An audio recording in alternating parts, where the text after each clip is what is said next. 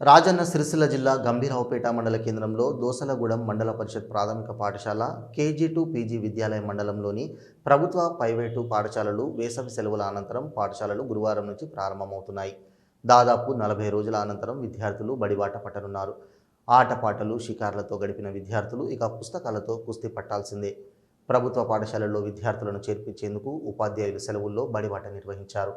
ప్రభుత్వం కల్పించే వస్తువులు, బోధన, గతేడాది వచ్చిన ఫలితాలను తల్లిదండ్రులకు వివరిస్తూ పిల్లలను పాఠశాలలో చేర్పించేలా బడిబాట చేపట్టారు. ప్రభుత్వ ఉపాధ్యాయులు మండల వ్యాప్తంగా ప్రచారం నిర్వహించారు. ప్రభుత్వ పాఠశాలల్లో చేర్పించడం ద్వారా జరిగే ప్రయోజనాలను తల్లిదండ్రులకు వివరించారు.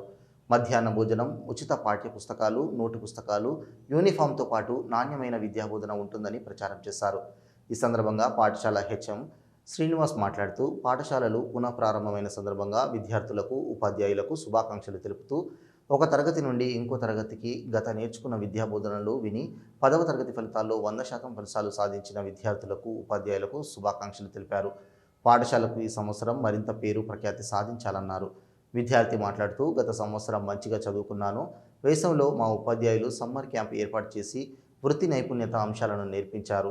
వెళ్తున్నందుకు సంతోషంగా ఉందని, మంచిగా చదువుకొని పాఠశాలకు, ఉపాధ్యాయులకు పేరు తీసుకొస్తానని అన్నారు.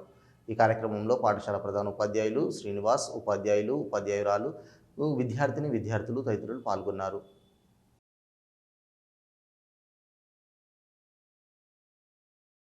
ఒక 40 రోజుల పాటు మనకు అంటే మేము మాత్రం ఏదో ఒక శిక్షణలో కానీ ఏదో ఒక దాంట్లో అయితే మేము పార్టిసిపేట్ కావడం జరిగింది. మీకు మాత్రం దాదాపుగా 40-45 రోజుల పాటు ఒక విరామం దొరికింది.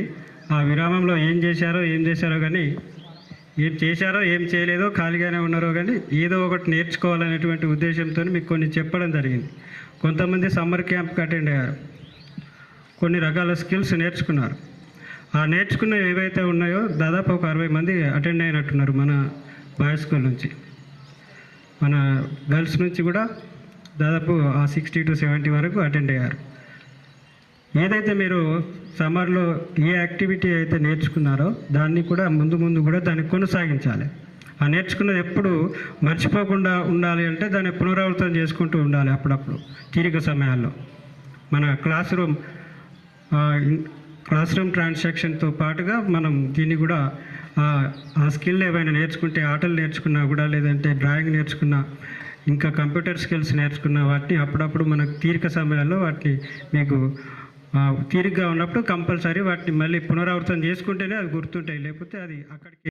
ప్రణయ్ కుమార్, నేను 9వ తరగతి చదువుతున్నాను. పోయిన సంవత్సరం 8వ తరగతి చదివినాను. ఇప్పుడు 9వ తరగతి చదువుతున్నాను. 8వ తరగతిలో అన్ని సబ్జెక్టులో మంచిగా చదువుకున్నాను. టీచర్లు చాలా అర్థమయ్యే విధంగా చెప్తున్నారు. అన్ని సిలబస్ కూడా అర్థమయ్యేటట్టుగా చెప్పారు. సబ్జెక్ట్స్ కూడా అర్థమయ్యేటట్టు చెప్పారు. ఈ సంవత్సరం 9th క్లాస్లో కూడా నేను బాగా చదువుతానని అనుకుంటున్నాను.